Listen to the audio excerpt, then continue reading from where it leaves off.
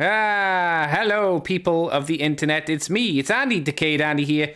And Mr. Jason's with me. We have yet to start recording the Moon Poop 2, but we're almost there. We're almost ready to get our proverbial peni moist and juicy. Hello, Jason. Are you moist and juicy?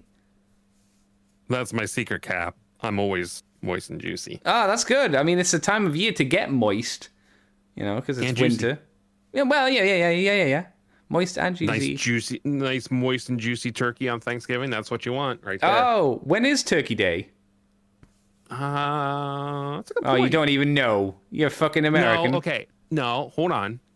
It's the date changes. It's always the same day. Hang on. What? It's never the same. That's stupid. You should just hammer out a day and say this is Thanksgiving. How is it not one day? No, it's the third Thanksgiving, or the third Thanksgiving. it's the third Thursday of every November. That's dumb. Why don't you just make it an official date? Is it so that you can have Black Friday always on that Friday, the next day? I mean, originally it wouldn't have been, but eventually, yeah. Because I don't know about you, but in the UK, Black Friday was never a thing. And then a few years, like for us, our big sale was like January. We had the big January sales where loads of things went on price discounts, and you'd go out to the stores because Christmas was over. But then Black Friday rolled around and kicked us in the dick, and we were like, oh, the Americans are so fucking stupid. Look at them kill each other for TVs.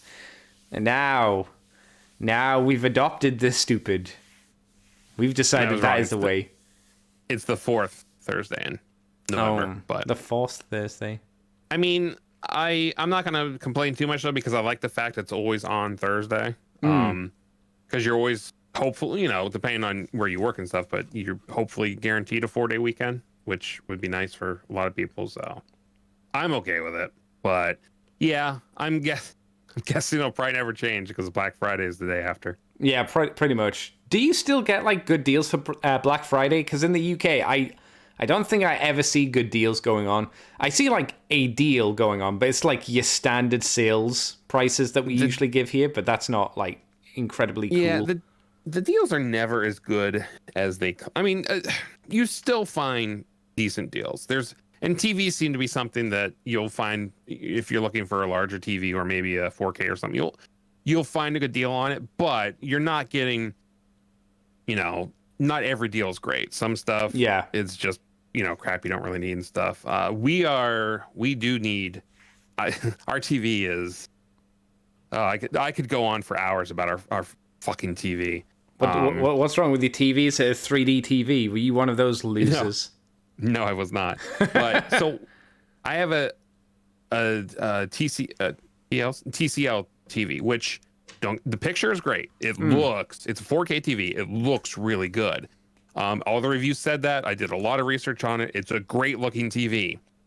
However, it's TCL, let's just say, is not known. The components inside, the processor is garbage. Oh. So after about 4 or 6 months, it just got really slow. For a TV? I couldn't even open the YouTube app on it yesterday, Andy. I had to restart my TV to watch YouTube. It's very frustrating. To me, it's weird that you can connect your TV to the internet still. I mean, yeah. I don't think I'd want that. I think I want to keep my computer and my TV separate. But that's just me. That's old man Andy talking. They're for two different things. I watch porn on PC. I watch Star Trek on TV. I mean, why not both? No. That's the both. No. Why not?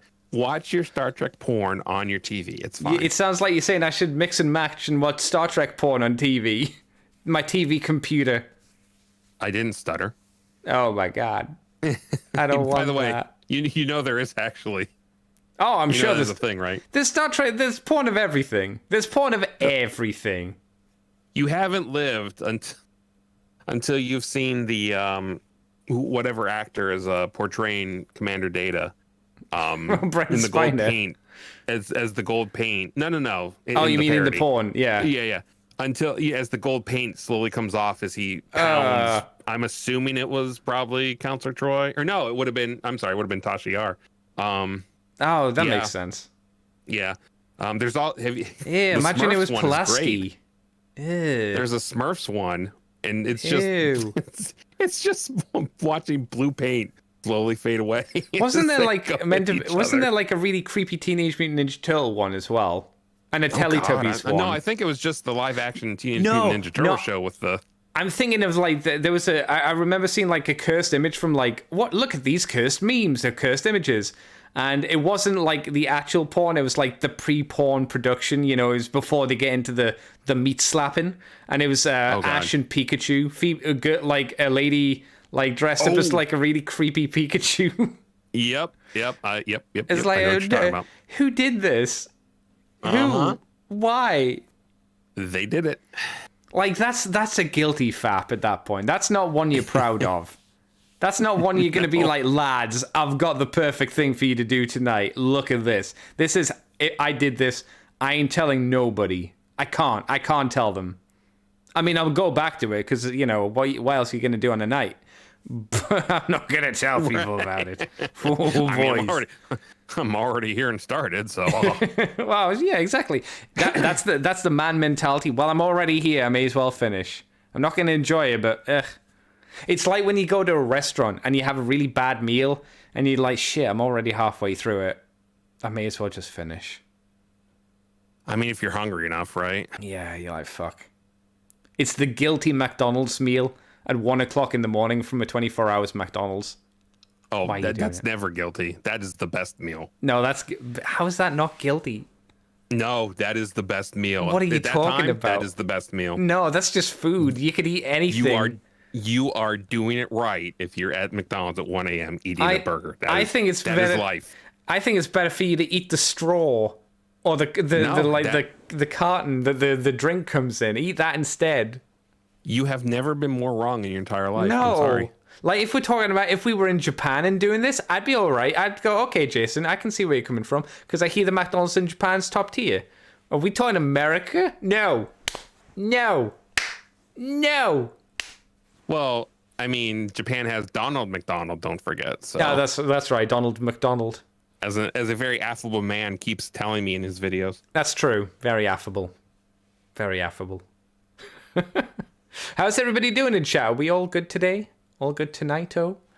XL Hedge says, yes, there was a TMNT one.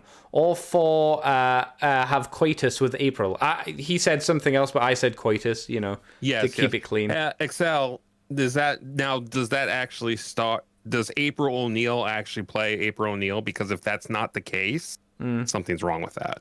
Oh, my God. Because yes, there is in fact a porn star named April O'Neil. Oh, is there? Oh, wow. Yeah. Huh. She's as nerdy as you would expect her to be. Wow, you'd hope so with a name like that. Yeah. She's also very attractive, which, you know, porn stars, that tends to be the case. Oh, How I didn't end up in it, I don't know, but I mean, you're a tech guy. That's what you went into. You didn't specialize. You should have gone for the Sure. porno course in high school, and you would have been fine. yeah, I'm the guy. I'm the guy behind the camera, just wishing I could be the star. You could do the first person perspective thing where they hold the camera, you know, it's very cool. Very retro. POV. You'd be the guy that would be like, it's time to get VR and porn into each other. Come on, guys, let's get this going. How can we get this headset to be sexy? Oh, they've been doing that for years, my dude. Oh, I'm sure. Yeah. Also, I love the fact that Excel Hedge is actually going to get in his search history for that to find out for me. I appreciate it. Pray for XL Hedge. Pray for XL Hedge. Yes. I'll apologize to all Americans and people on the wrong side of the planet because the UK has obviously moved forward an hour in time. Fuck. As Backward. It moved back. Yeah, that's the one. Move forward in time. Backward. Yeah, that's the one. So now it's 8 o'clock now, but yesterday was 9 o'clock now at this time. That's the stupid moving time forward woo-woo nonsense has begun. How long until you change, Jason? Or have you already done yours? No, A next week. week. It's Okay. yeah. If we'd done ours, I wouldn't have been an hour early waiting for you, asking you where the fuck you were. You wouldn't, like, you sent me a message at like 8, so you were only waiting like 15 minutes, I suppose. Yeah. Yeah, it's fine. That's fine. Still, I forgot that we're and apparently, supposedly, this should be. I think next year America stays on daylight savings, which is so stupid. We should just stay on regular time and not do daylight savings next year. But what do you mean you stay on it? You mean you're gonna keep doing it, or are you gonna like do it one more time and you're done? One more time, and supposedly we're done. Wow, I wonder if that's happening here in the UK. However, nice. That was apparently tried in the 70s and it didn't stick. So why we're doing it again, I don't know. Well, hang on, why didn't it stick? I think because it's daylight savings. Once you get into the winter months, I think it is the sun doesn't come up till like 8 o'clock in the morning. Ah, right, so okay. So you should stick to the winter time period to make sure that you get the sunlight for winter kind of thing. That's what you mean. Yeah, because kids are sitting at the bus stop at like before 7 o'clock in pitch black, and parents are like, "Oh, this is stupid. Why do we do this?" They're fine. It's all right. They'll live. Yeah. Shall we get the poopcast rolling, Mr. Jason? Let's a poop. All right, I'm going to roll the music, and then we can get into the transforming news of the week, as long as when I hit the button for the music, it plays straight away. So let's press that play button. Welcome to Moonbase 2.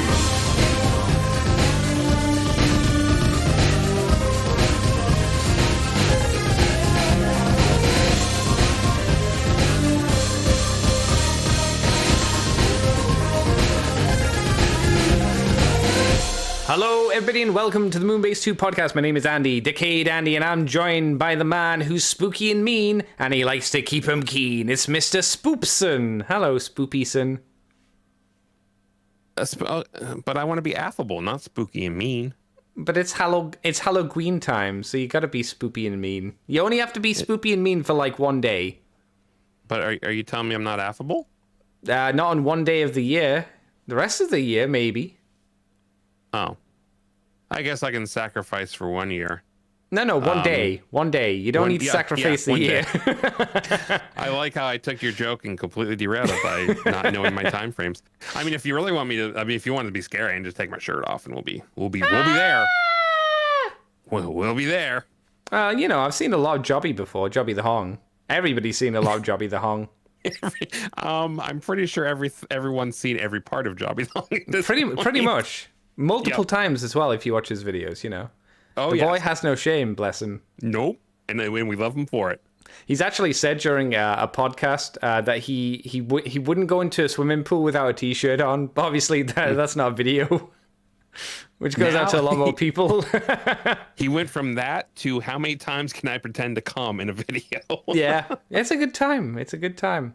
I wouldn't say I was disappointed with his video this week, but I was like, oh, it's a short one. Since it was just an update to the Unicron stuff. He got the other two repaints of the big third-party Unicron figure. Yeah, I actually haven't been able to watch it yet because I caught the Megatron one that he released midway through the week. Yes. He threw me off. And then there was the other one yesterday. I haven't had a chance to get to it yet. But hey, anytime he can bring David, the email conversations between him and David K have got to be amazing. I imagine from David K's standpoint, there's maybe at least at the start 1 or 2 raised eyebrows. Like, what the? Oh yeah.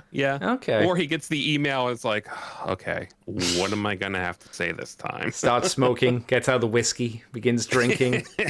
Fuck, here we go again. All right. But we're here to talk about Transformers this week. Not a huge amount happened, but we did get the Hasbro Pulse Con event, which I thought was going to be exclusive to Pulse members only, but it wasn't, thankfully. It was on the YouTubes as well. And there was also London Comic Con, which happened in London of Englandshire, I think. I didn't get to go, obviously, but there wasn't a huge amount revealed there. We got like one new figure revealed there. But Jason, shall we get into the news for the week? Let's hit it. All right. I'm not going to punch you because that's violent and mean. It is. It is. It is. We're starting off with DNA Design. They're doing the DK-33 upgrade kit for the Legacy Titan Metroplex. In this kit, you get a new little not a new little transforming partner. Is a little partner from the original toy, who I'm sure had a name. I don't know what it was called, but he's got that. He's got hands so he can gestate and articulate his emotional feelings. He's got an extra... That's the one. Jason did a hand motion, if you wondered, people listening to only the podcast. He's got extra articulation point for his Spark Drinker, which is his axe. Spark Drinker. Was that what it was always called? I don't know. I don't know either. He's also got some extra shoulder fillers. So the least important thing are the shoulder fillers. You could say the most significant thing is the mini-con guy. Jason, since he's kind of the first thing we have, what do you think of him? He transforms from a robot to a drill forklift? A drill drift, if you will. Oh, okay. Yeah. I think that's what it's meant to be, right? Yeah, it's basically a giant tank-like bulldozer kind. Not bulldozer, but like a backhoe or something. I guess it's weird. Yeah, it kind of reminds me of. Do you remember like the Armada Megatron's Leader 1 figure? Yeah, the little gun legs. Oh, to me, okay. This looks like Leader 1, but if instead you see how his for the image, his legs are bent in one direction with the drills pointing forward. Flip those legs the opposite direction, and that's kind of more like the shape that Leader 1 would be. Okay. Okay. And even the robot mode looks a little bit like Leader 1 as well. But what do you think of him? I mean, he's basic, but it's okay, I guess, right? Yeah, I mean, for a basic bitch. Whoa, I think damn! Whoa. Jason comes out swinging. No, I've always been impressed with Transformers, especially third-party companies, but I think Hasbro and Takara can get credit for this too. They're smaller figures like Minicon / even, I mean, Headmasters are kind of, because they were so mass-produced recently, maybe not so great there, but they're smaller figures. I mean, some of the core stuff class we're seeing and stuff like that. You know, for what it is, they're putting a lot of attention into it, at least to the point where they have like functioning, you know, elbows and knees and stuff like that. Unlike, you know, the Constructicons and Combiner Wars Devastator. Oh yeah. So yeah, these small figures are much more, let's say, posable than some larger / more expensive figures. But yeah, I'm usually impressed with how well they're able to do like articulation stuff like that on these smaller figures. You can tell they're putting, it's simple, you know, there's ball joints for the actual joints themselves, but you know, the posability and the transformation. Actually, transformation is pretty, I'm not gonna say involved, but it's pretty convincing what it turns into. So I'm actually pretty impressed with them. Is it convincing what it turns into? Because I'm not really sure what it turns into, so I'm not sure I can be convinced to it or buy it. I just mean it's more than you flip the toy over and like move the arms out and it's transformed. Like, okay, I can see that. A little bit of a process to it. Yeah, I guess he's my issue, a but it's drill not. Tank. Yeah, I guess my issue with it, but it's not a real. I guess issue is I don't think either vehicle mode or robot mode are that interesting. You know, it does like you put him in robot mode, and I guess he's meant to look like a drone, but he doesn't have any kind of big pop to him where I go, "Ooh, he looks cool." It's just more like, "Oh, he's a guy for the background." Okay, yeah, right. Yeah, I agree. But he does have a little bit of playability. He can turn into I guess, drill gun mode, and you can slap him on the forearm or onto the shovel head of the excavator mode. We also see the hands and how they can articulate. It looks like they got some decent articulation to said fingers, but I mean, a big figure that has articulated fingers, I would say, is kind of almost standard at this point. It doesn't shock me and make me go, ooh, it's just like, oh, okay, they're doing that. That's fine. You know. Yeah. And in terms of their other stuff, there's an image that says upgrade. There's original and upgrade. And it's from the side. I find it hard to see what the difference really is. It has to be whatever that black piece is, but yeah. Oh, It's if you Okay. look at the zoom in, I think it's just basically behind the white gun, which you can barely see on the wide shot. It's just a little piece that goes behind that, which is no, fine. it's also, if you look at the top one, Yeah. look at the saw blade. Now look at the one below it. It's longer. That black piece is an extender. Oh, right. Okay. I guess it makes that's it. Yeah, actually- that's okay. Yeah, for the alt mode, that actually does a lot for it. So that's actually cool. It actually makes the digger part, the saw blade part, Yeah. functional. Like, Yes. it's a little bit like it's cold. What can I tell you? You know, he's a grower, not a shower. Now he's a shower. Now he can Yeah. show. So Now he goes from almost slight Peyronie's disease to full on could star in the in a porn parody. exactly, good for him. Lots of porn references this episode already. I mean, only We don't in the even have pre-show, Brad but- on. What a shame. What a shame. He's gonna be so sad. I wanted to be on for the porn references. Ooh. What do you think then of this kit overall? We talked about the mini robot. What do you think of the shoulder fillers and the chainsaw extender? I think that extender does do a lot for the alt mode. Now, how often people are gonna have Metroplex in his alt mode? I don't know.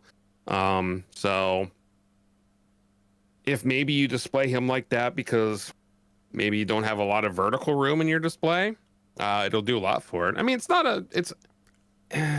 it doesn't do a lot, but I think the things it does are worth it for that part. So Okay. it depends though, because Metroplex obviously is a Titan class figure is more expensive. Oh yeah. So yeah. like if this is like honestly, this shouldn't be more than a $20 kit. It probably is. It's definitely more than that. I don't know how Yeah, much it it is, but it's shouldn't definitely. It shouldn't be, but This is probably more like 60, right? 50 to 60. as sad as it probably is, yeah. Yeah.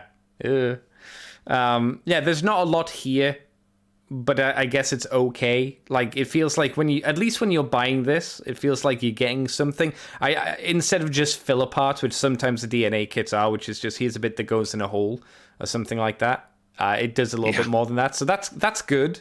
It's like, yeah, okay, all right. Unless you have anything else, Jason, what's next on the list of third-party figures? Third-party figures. Oh, hey. we enjoyed talking about this guy before. All right, so Dr. Wu. Once again, we have the good doctor in the house. There are images of a color prototype. Wait. Oh, yeah. It's a color prototype of the MC03 Little Monster. This is the Revenge of the Fallen wheelie that we have talked about before. Yes. However, this is a pink variant. Yep. So this is the second variant. Of course, the first variant was the clear plastic one we talked about a few weeks ago. Now, 2 or 3 weeks ago, I think. There's a solid blue one as well. That was the first one. The second one was the translucent one. This is technically, I guess, the third one. Well, yeah, I was referring to. Yeah, I guess we did talk about the solid blue one too. Right. Yeah. Yeah. So yeah, it's a pink version of the wheelie that we've already made jokes about it being able to hump somebody's leg. Why is there a pink one? Was he ever pink? Don't know. I mean, Is this a reference to Laserbeak when he became Pink Bumblebee randomly? Did he do this? I think it has to be, right? I don't know. I don't know what else it would be. I know that it is. It's limited to 200 pieces, and it's going to be exclusive to the Taobao shop Little Bee Prints.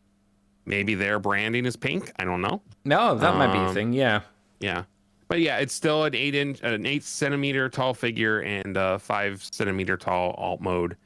If you've seen the other ones, you've seen this one. Just picture it in all but pink, or pink with a little bit of like chrome and the black wheels. Yeah, it just looks. I don't know. I think it looks a little weird, Andy. How it has to be the Bumblebee thing or the Laserbeak thing, because the car, the vehicle mode is all pink, and that's the only thing I can think of, right? You know what they should have done? They should have done What? slight remolding to the face and made it sexy. Like, keep it wheelie aesthetic, but like give it like uwu eyes or ahigao eyes and like an ahigao tongue. There you go. I've sold it. I've sold Or it to give people. it tits.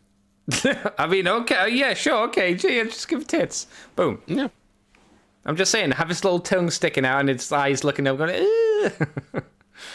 well, maybe not guaranteed sell, but it would be a little bit more interesting than random pink car, which, again, neither me nor Jason quite understand why, unless it is a branding thing with this website.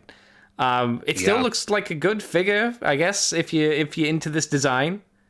I wonder how long until a third-party company does. Was his name Brains? Do you remember Brains? Yeah, I do. Yep, Yeah. I believe it was Brains. And what was the weird dog thing that was with Megatron in Dark of the Moon that only appeared in like one scene? Do you know who I mean? Like a little round thing with a big mouth. I have no idea. No. He was only, like I say, he was only in like one or two shots and then he was gone. And then there's the Doctor, which they could do the little, it's not periscope, microscope. You could do him. That'd be neat to see. He I'm had actually a good surprised I design. haven't seen him yet. Yeah. Yeah. I'd say he was, at least in my eyes, more interesting than Wheelie. And his toy, his official toy, did explode frequently. So like a third-party one would be nice for people to get, so they could have one that doesn't fall apart on them. So that'd be all right. Right. Exactly. Yeah. I don't think we've got anything else here. You know, pink Wheelie be pink. Shall I move us on? Yeah. Let's do it. All right, we got Dr. Wu bringing in the Sword Dancer, which is G1 Slam Dance, and this is the Toy Deco colors. So I'm guessing the previous version we had of these guys was a different kind of color scheme. Oh, it was, that's right, it was the G1 cassette bot, DWE-08 Patriot Tank, and DWE-07 Traveler Plane, and they transformed into Sword Dancer. Or these ones do. Is it these ones? This time. So it was before. This time they're doing them in the toy color scheme. So I guess this is them back to back, the new one and the old one. I guess, but I can't really tell the difference. Oh, we've definitely talked about this. But yeah, it's got like a side-by-side of like two of them, and I assume the two are meant to be the original release and the newer release. And I honestly can't tell if there's a difference between them. I think the face is a little different. Yeah, the face is different. The one on the left-hand side has like the face plate is the same color as the rest of the kind of burgundy red. And the one on the right has more of a glossy, slightly more metallic-y, slightly bronzy versus the burgundy. But it's kind of hard to tell. Yeah, I think so. Yeah, I see what you're saying. That has to be it, right? I guess. Yeah, because I can't see anything else that would like denote them being different. No. I don't think you've talked about these before, though, Jason. Hang on. Toy Accurate Redeco now features a slightly darker colors and a solid red face. Oh, so the solid red face is the one on the left, and I guess the older one's the one on the right. Yeah. And I guess, like, the red on the maroon or the burgundy, whatever red it is maybe a bit darker. Anyway, what do you think, Jason? I don't think if you've got the original one, this is worth getting. But you don't have either. Do you think these are worth getting, Jason? What's your opinion on these guys on their own? I mean, I don't mind. I like them, actually. I think especially for being cassettes, I think both the tank and the jet actually pull off a pretty, maybe not convincing. I mean, no one's going to be convinced by it, but it's definitely it's a good take on it. On either one. Is it something I'd go for? No. especially if I had the first one, because again, the face is a little different and a little bit of difference here and there. But I mean, depending on how much they are, to have two little cassettes you can kind of mess with and stuff like that come together to actually make a pretty nice looking robot mode. It's Dr. Wu. Dr. Wu does good stuff. I honestly don't know many people who've gotten Dr. Wu stuff, so I'm assuming the quality is pretty good because he still makes stuff.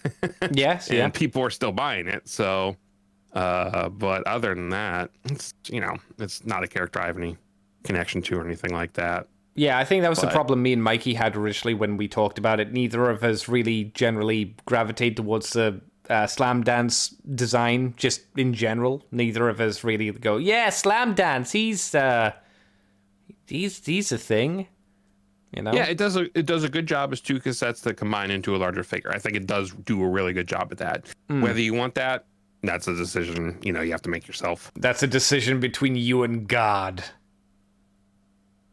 I don't know if God would approve. Oh, wow. Sorry, dude. God's not going to approve. Yeah, this came out originally... Oh, in August. The original version came out in August, if you wondered.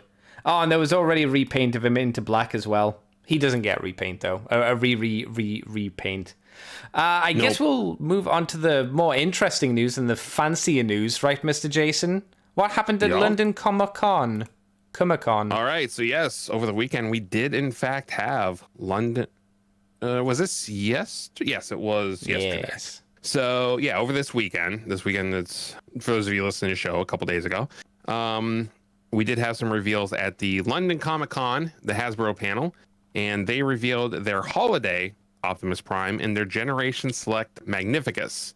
Yeah, they officially revealed the Magnificus because we talked about that ages ago. Yeah, we had seen leaks of that previously, correct? Yeah. And if I remember correctly, the holiday Optimus Prime is something that we've been seeing in what was it, Amazon's back end for like months at this point, if not a couple lines, I think.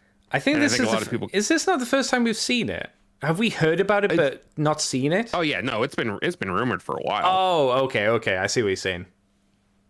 Yeah, because a lot of people assumed it would be Optimus Prime, but decoed like he was on the Marvel Comics for the Christmas. I don't know if it was a Christmas issue or if it was just like maybe a page in one of the comics, but it's the one with Optimus Prime with the hat on and like garland around his neck and stuff like that.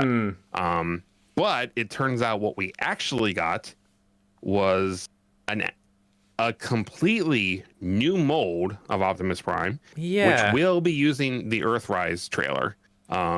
So a lot of people were confused. They thought maybe it was a massive retool of the Earthrise Prime. It is not. It is a brand new mold that has been confirmed. And I guess it's technically a mashup of Optimus Prime and Christmas. Maybe. I don't know.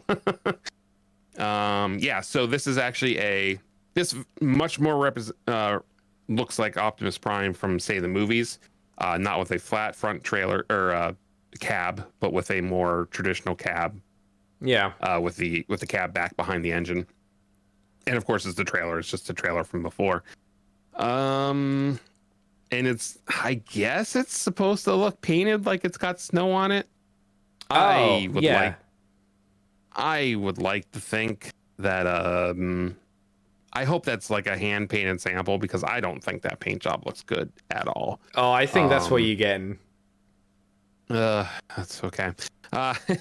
And then, of course, there was, as we talked about previously, they did reveal Generation Select's Magnificence, which is a black redeco of the Studio Series Perceptor. It's not supposed to be like his Shattered Glass version or anything. It is his own character.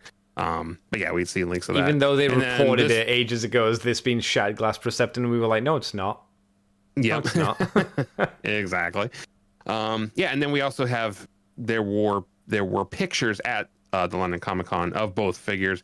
Magnificus was just in robot mode from the pictures I'm seeing here.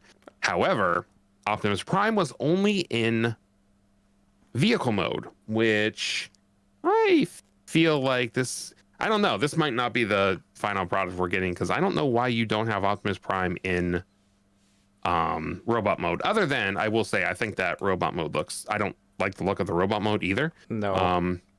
It's very interesting because if you look at it, so the entire cab, front of the truck and cab, is on the back of Optimus Prime's legs. Yes. Like it's all just there. Yeah. It seems very basic for a Transformer, seemingly. Yeah, very. And I've already figured out the transformation. It's not hard to figure out.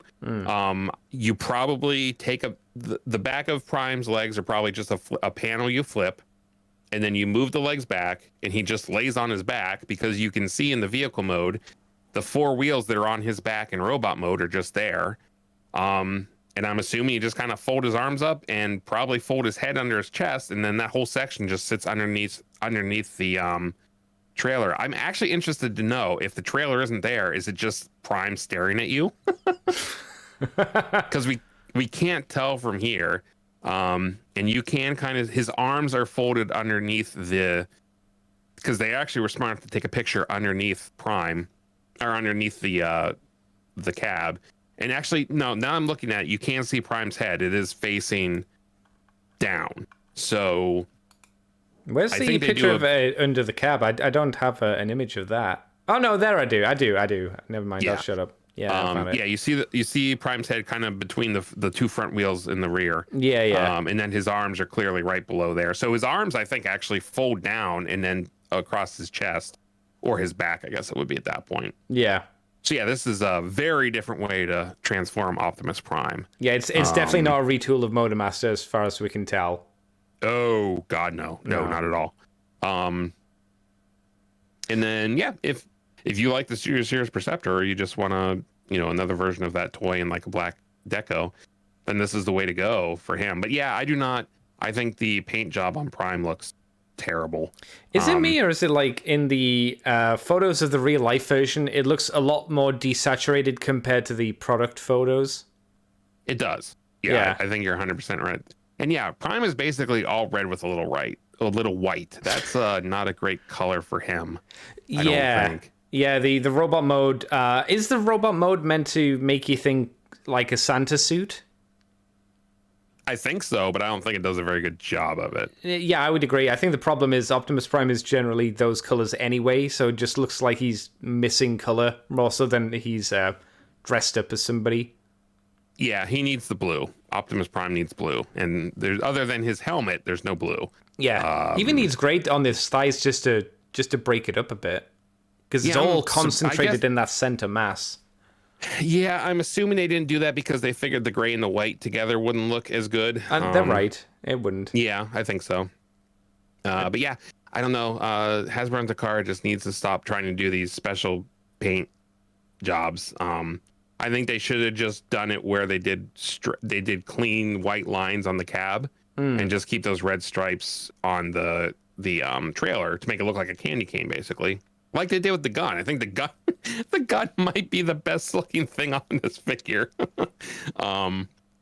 It still kind of looks like when you look at the prototype of the gun, it looks a little bit half-assed in places, but I guess it's fine. Yeah. XL Hedge makes a good point, and I don't know if you saw it when you originally saw the truck mode, because I did, but XL Hedge mentioned in chat has a massive horse cock, basically. Oh, yeah. Yeah, have you ever walked by a dog and it stood on its sat on its hind leg and you went, oh, that's a boy. Yep, there it is. Yep. Well, we know what Optimus Prime is. It's not the best. How about just put the gun in the trailer? Why wouldn't you just have storage inside the trailer to make it look less weird? Yeah, I'm not gonna argue that. Boy, it's definitely a look, let me tell you. I can save this idea for you, Jason. Maybe I could potentially save this idea for you. I can't save the dong. The dong is not redeemable. Okay, the problem is he would be very monotone color. So we get rid of the head. We don't make it Optimus Prime. We give him a different head. I don't know what of, but we give him maybe a generic head, right? We paint him mostly red. And then, Jason, I sing to you, holidays are coming, holidays are coming, holidays are coming, always Coca-Cola, da-na-na-na-na-na-na-na-na, 'tis the season, it's always the real thing. Holidays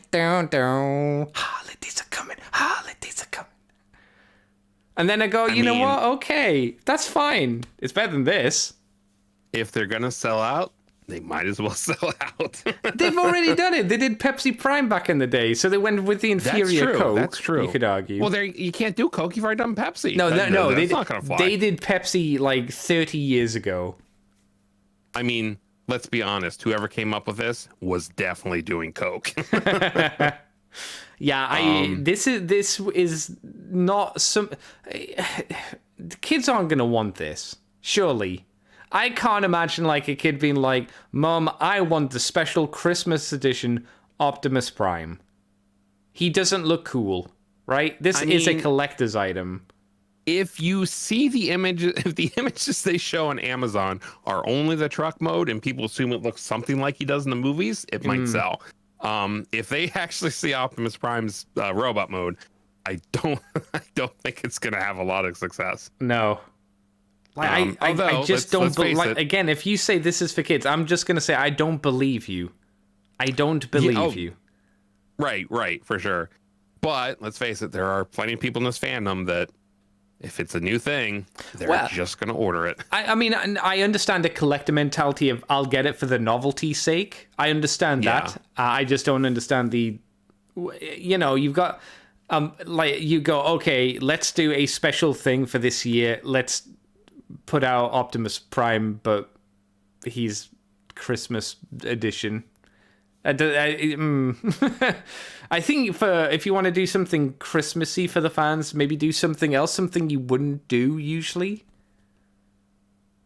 I don't know. But then again, I've never been a big like seasonal kind of themed toy guy.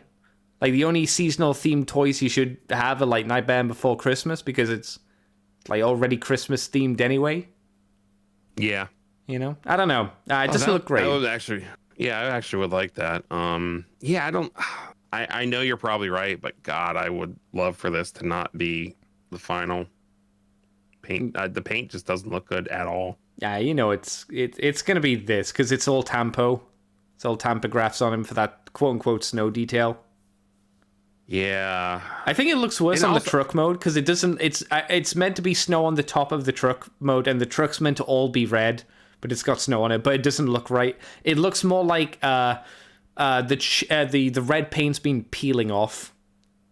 Yeah. And let's face it, snow is never smooth. It would almost have to be like really tiny. They're like pitted a little bit even. I think they've tried to do like a pitted effect. Yeah, maybe. I think they have. I think it's like it gets like really pittery. Not on the trailer, on the cab. I don't think the camera's bringing it up too well. If you go into a zoom picture, it kind of looks like it's meant to be pitted, but I'm not sure it's done in a very consistent way or not well enough. Why are some of the red stripes in the trailer slanted and other ones straight up and down? What the hell is that? It's candy cane. It's melting. I don't know. All right, yeah. Look, I'd be all for a Christmas Optimus Prime, but this ain't it. I like the idea this was shown during the panel and one person went, woo! Silence. Woo! I do have a small bit of info because there was the panel and there's not a lot from the panel that was mentioned, but there was a 7-minute video if you want to check it out. The Holiday Optimus Prime was apparently inspired by the Christmas Star Wars products. So fuck you, Star Wars. Thank you for that. Holiday Prime development started a while back when Lenny Panzica, who I don't know who that was still working in the Transformers team. He's now working on the G.I. Joe team. Lenny worked in the sculpt. Lenny worked in the sculpt originally, and it was finished by Mark Mahar. Mahar? Okay. So this is a leftover project, seemingly. Mark took inspiration from the Marvel UK comic Prime Holiday comic. Excuse me. So the colors match Santa Claus classic colors, even the green matrix. We didn't mention that, but yes, the matrix in there is green, which is very important. Generation Select Magnificus was designed by Evan Brooks. Okay. I was trying to think what that means because it's just like change the head and paint it black.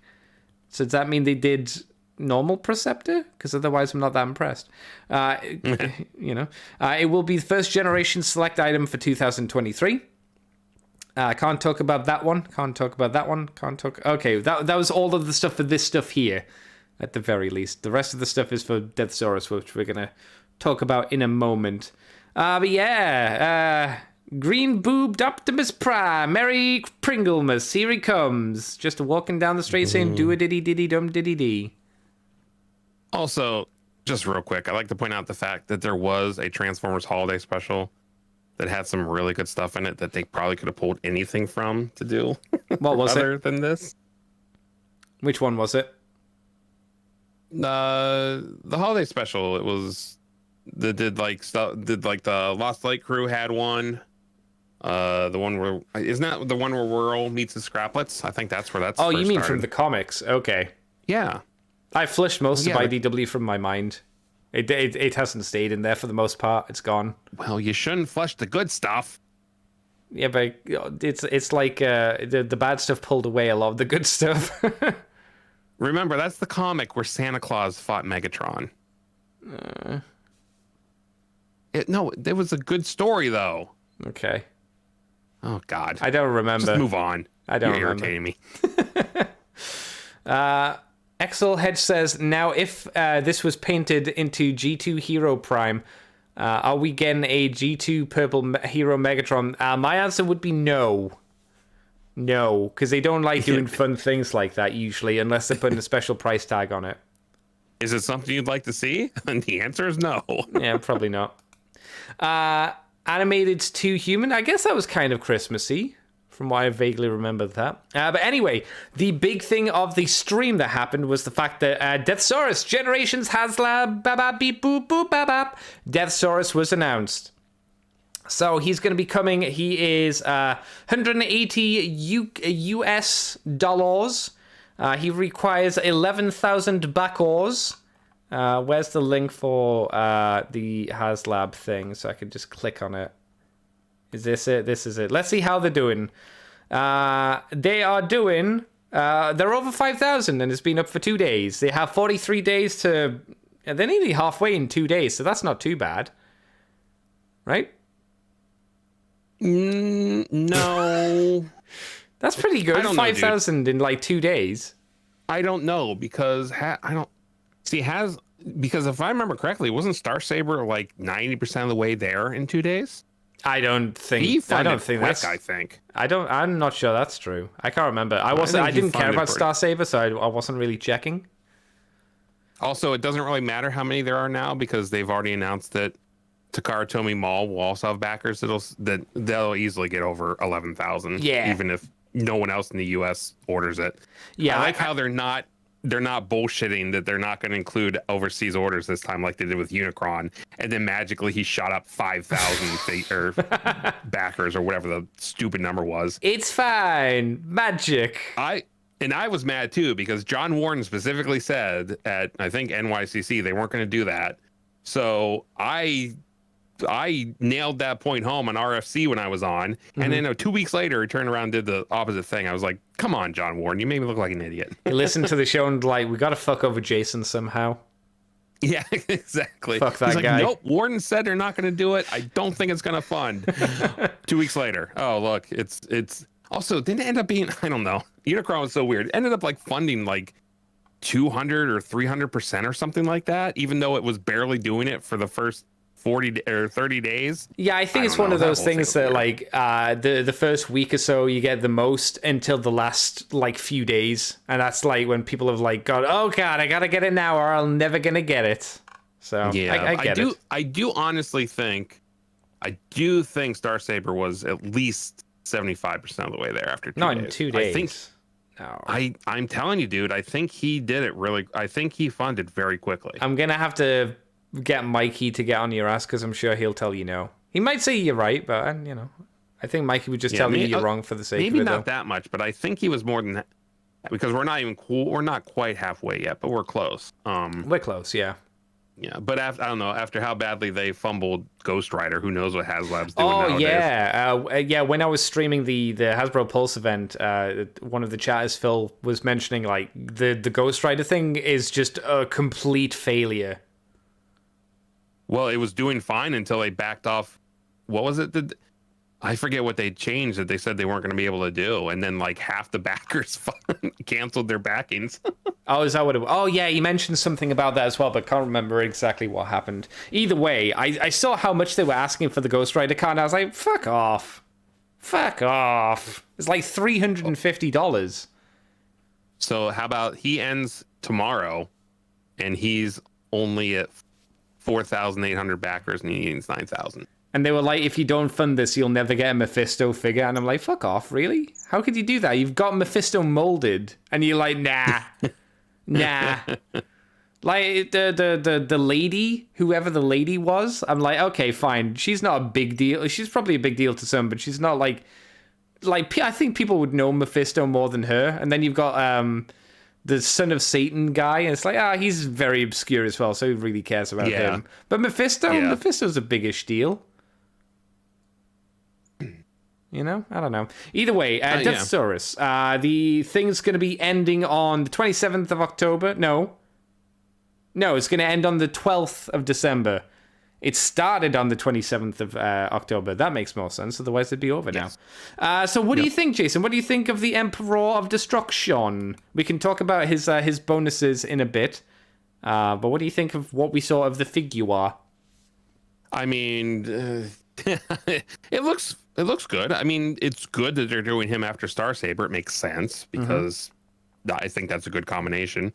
I wonder if they stay with Victory. Do they try to do an actual Lio Kaiser instead of just forcing him into pieces from the Combiner Wars like they did before? I don't know. I would hope so, because there's the option of like Dino King and Mac Tackle and Dash Gengar, whatever that the Macross guys, whatever that one was called, which Landcross, the Landcross team, and you've also got was Landcross in Victory? No, he was. Landcross was in Victory, I'm sure. And you've also got the I can't remember his name. The three Combiner Autobot guys who with the lightning swords. Those guys. One of them was called Blacker, and I can't remember the other ones. Yeah. Good name, guys. Good name. he was mostly black, so it's fine. Don't worry about it. Nothing wrong with that. You didn't sound too thrilled on Deathsarus though, as a figure. So why is that? Why don't you like him? Why do you? I thought you liked Godzilla. This is a big chicken. He wouldn't be Godzilla. He'd be Gigan. Whatever, same thing. No, not the same thing. One's a chicken, one's a chicken. Like a very wise man on Twitter said. Better not be fucking Mikey. I'm just saying. It's Mikey. No, he's wise. Said, he's a liar. The mold is here. It's time to do. If it's done as a Gigan crossover, I will buy it. 100%, hands down. So what's your deal with against Deathsarus? What's your beef? Why do you hate him? It's Haslab. I'm not spending $180 on him. Okay, so that's my beef. I wasn't asking like what you thought of his pricing. It was more like, what do you think of the figure? The figure looks good. But I'm also not buying it. So. Yeah, I it's will. Always tough. I will agree. It's always tough with the prototype. Like I would like to actually see the official colors, which they can't do just yet. Although no, Starsaber also was all gray. Yeah. I'm assuming probably one of the next one or two updates will have the colored images on it. It's gonna be a while because the one that they showed at London Comic Con was super early prototype. It looked like he was cut out of like soap. You know, so it's gonna be a while before we even get like and they're gonna do like a detailed prototype physical one in hand first, and then they'll be able to do like the colored injected versions of them. We might see a digi-bashed version of it at some point sooner, I guess, but that would be about it. I was more thinking of like a digi-bash version of that, but I mean, my exposure to the Deathsarus is pretty much just from the comics, which he just showed up towards the end of More Than Meets the Eye. Yeah. There's not a lot there for me. I wish I could say more, but it looks good. The robot chicken mode looks really good. Again, I would like it to be Gigan. But it's not a character I'm all that in tune with, and it's not something I'm going to spend that kind of money on. Well, let me throw this at you, Jason. He was a villain from a 80s Japanese cartoon for very young kids. He doesn't have much of a character. At least in that show, because neither did Starsaber. No one did. Everyone was very much hero trope. The reason I like Deathsarus is I think he's a very cool design. I love the design. I like the gimmick. I like what he transforms into. Do I like the character? There is no character. He's just generic villain. And that's okay for me. I think they've done a really good rendition of him. But you do make a very good point that if you compare this to like the price of the Mastermind Creations Deathsarus, which you can either get in a G1 version or a IDW version, they're around a similar price point, and I think we can easily say that in terms of quality or like articulation, you know, the Mastermind Creation one is better, right? Let me get the Show Z. So that's a really good point. Show Z image. I'm assuming he will fund again, like I said, because I'm sure he will, guaranteed. Those Takara Tomy Mall pre-orders or the backers will come through. But if he just barely makes over the threshold, depending on the price, you're going to tell us he can find it. It wouldn't make sense to do this unless unless there's certainly people out there who will only go first party. They won't go unofficial third party. Yeah, some people are just completely opposed to the third party, which is fair enough. Yes. Yeah. Yeah, he's on Show Z. Granted, he's sold out now, but the G1 version was $180 basically as well. So it's the same price. Not even a decision. You go with Mastermind. Oh, well, I don't know. I think it's a tough call, right? It's going to be a better toy. It is going to be a better toy, but what do you want? Do you want? I think this is going to be a much more complex Transformer, so it's not going to have that ease of play to it as well, right? You are getting a better value for money in terms of like articulation and probably quality control, but for the Hasbro version, you're going to have that EC pick up and fiddle function. I mean, yeah, but I don't care about that. No, that's fine. I'm just saying, like, that's why some people might kind of edge towards that. The Mastermind Creation one, it's even the G1 style version is more stylized G1 than it is actually a G1 adherent design, where the Haslab one is way more closer to what you were. If you wanted a G1 Deathsarus, it's way closer to that. Right. You know.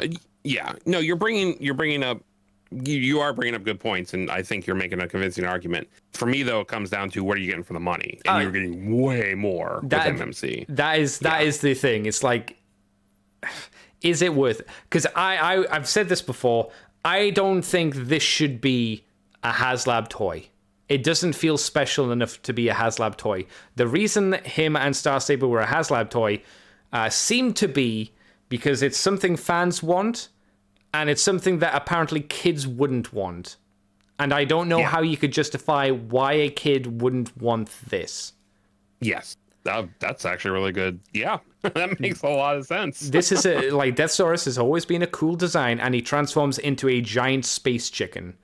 I think kids that like dinosaurs will generally like this because it's not a dinosaur, but fuck, it's close enough for most kids. So I mean, what kind of loser likes dinosaurs? Only people that go into it for an industry are real losers. That's what I'm saying. Why would you ever do that? Yeah, what a bitch, Mikey. So my thing is, so why couldn't this be a normal collector's toy? It feels like it's just a Haslab one because they could squeeze money out of us. That's what it feels like. Because even if you made this a Commander figure, I could see this being the Commander figure, you know, the same price as Motormaster. It feels like it's I don't know, but it feels like it's around the same kind of complexity as Motormaster. Motormaster having to be a transforming Voyager scale figure, and also a combiner, you know, limb, so he has to have all that kind of functionality as well. I don't see if this is a massive improvement to that. I know why Unicron was as much as he was, because he was fucking massive. He was incomprehensibly massive and a lot of plastic. That makes sense. Yeah. It was dumb, and he shouldn't have been as much as he was. But I can, if someone sat me down and said, this is the reason why, because this is how much plastic he is, etc., I'd be like, oh yeah, okay. Why can't this be in a toy store? I don't know. Yeah, I mean, I don't know. I always kind of shy away from they only do the Haslab stuff because they're going to get all the money, because you're putting a lot of effing time and like development and stuff into this, which is going to cost you a lot. Oh, certainly. It's nice to have the guarantee that it'll sell. Yeah. But every time I hear someone say, why would you give a company with $11 billion valuation your money to make a toy? It's like, have you ever? Do you know how business works? If it's not going to make money, they're not going to fucking do it. That's why you give the company that makes $11 billion your money to make the toy, because they know it's not worth their time otherwise. Is this That's where how that they have $11 billion? is this where that like that argument that you brought up earlier is then why not just get the Mastermind Creation one?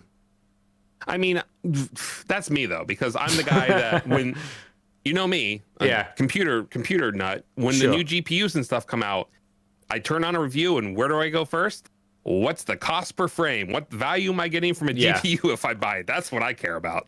I don't think you're wrong for doing that, me. and I think that's and obviously there's a big difference between being a third-party company and a multi-billion-dollar toy producer. But when you're paying similar prices for two different products, and one is just seemingly a better item, I still want to get the Haslab one. Because I think if we're going to talk about it from a collector standpoint as well, the Haslab one will hold value over the Mastermind Creation one because it's the official product. So that that in itself will hold value to a lot of collectors in the future. It'll mesh well with the other Transformers in the line versus, Mastermind Creation, which has to really stand on its own shelf. It can't really blend in that well. Man, Haslab still feels like a weird thing to me. It's always going to feel like a weird thing. I don't think that's ever going to change. I mean, we've had it for how many years now? This was a while. Yeah. This was it's funny. A lot of the Transformer stuff, I go, okay, was I still in RFC then? Okay, then it's been like 3 years at least since this happened. So we're looking at like 5 years, I think, for Haslab stuff at this point. Probably, because wasn't like one of the first ones like Jabba's Sail Barge? Wasn't that the first one? Yep. The sail barge was the first, and that was a lot of money. I get why that wasn't sold in a toy store, because that's massive. That's huge as well. Yeah. It costs a fucking load, but the resale market value of that is fucking ridiculous as well. I guess it's why, like, I saw a picture of somebody who bought.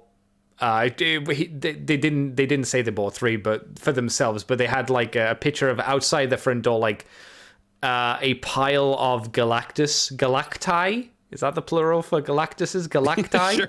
Sure. It's like cactus. The pile of Galacti, and it went up from like the floor to above his door because the boxes were that big, and he got so many that they was so tall. So he was clearly getting it either to sell to his friends or for resale market scalper value, which is sad. There's a whole discussion, and I think after this might actually be a. Throw this out to you and Mikey as like a woo-woo discussion, because we've had Haslab for so long now. Yeah, there's a real discussion on Haslab itself, because I know one of the big backlashes that first happening was when the Sentinels came out and their knees were just terrible. They were garbage, weren't they? Yeah. And you contact Hasbro and they're like, we made the number that people bought. Like the lack of foresight to go, oh, what if our toys are fucked up? Like.